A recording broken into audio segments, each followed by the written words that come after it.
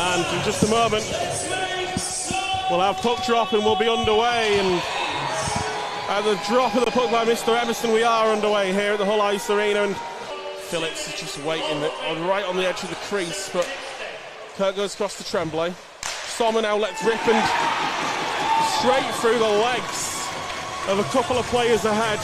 I think Phillips might have got out the way of that one. Bourne, I don't know if you saw it, and it just goes split through the legs of Zamolska, I think. We'll see here on the Reckitt replay.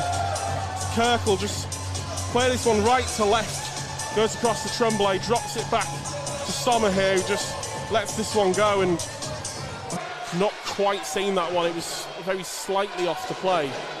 Bruton now looks to turn that one into Deck Jones. Hayward settles this one down. Back into the melee and in front. I think it's gone all the way through. And we said he might be the ones to watch. And we picked a one from each side, and it's the first two goal scorers, Craig. Yeah.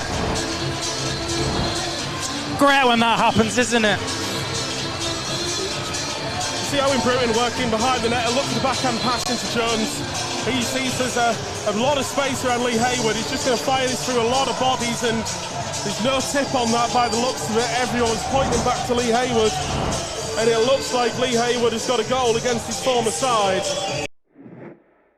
It felt like a lot more than that. It felt a little bit more one-sided than the score, the shot count would suggest. I think a lot of that comes from the same, but just a lot of the time it was Sheffield moving in and around those dangerous areas that we've just seen there, and a little pass to Jonathan Phillips, crashing the slot and able to feed that past Dimitri Zamolska. We'll get here on the Reckitt replay, almost straight off the face-off here. We'll see the puck drop, and Hull can't quite pick off the pass off the boards, and Sheffield able to play it deep behind the net. A nice reverse pass, and now no longer the top team in the league in terms of penalty minutes per game. They are second in that tally.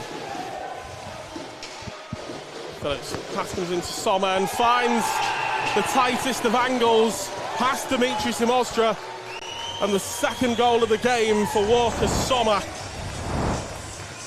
And I think if my calculations are correct, the second goal of the night actually took him over 60 points. I think that's him on to 61 now. I think he was at 58 at the start of the game. But a neat pass, and Sobchak, Cornel skating across his left, but a really good stick in, and Yorkley Nordstrom able to put the afterburners on and find the back of the net short-handed, and the night arguably goes from bad to worse for the Hull Reckitt Seahawks. Not able to control it on the blue line.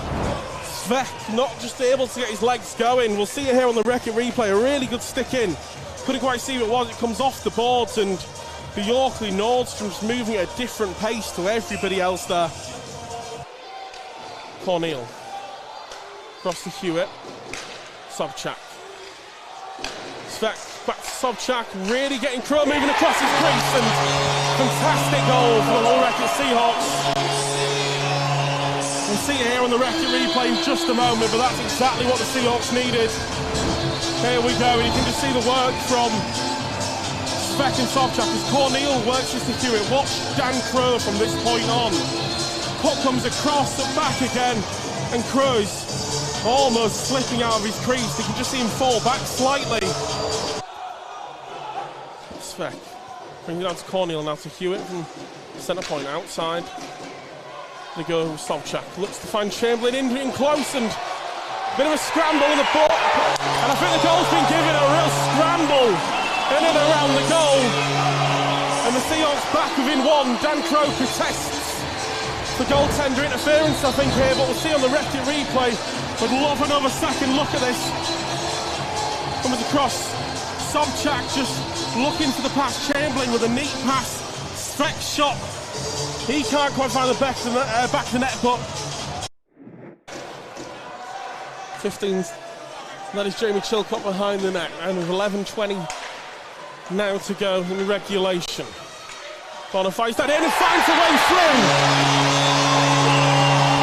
And I don't know if Dan Crow is unsighted.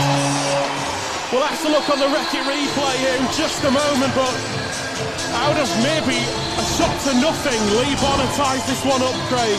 Yeah, it looks like someone's taken his eyes away. You can tell he reacts slightly late to it. He's been really good tonight, Crow, to be fair, but he'll want this one back.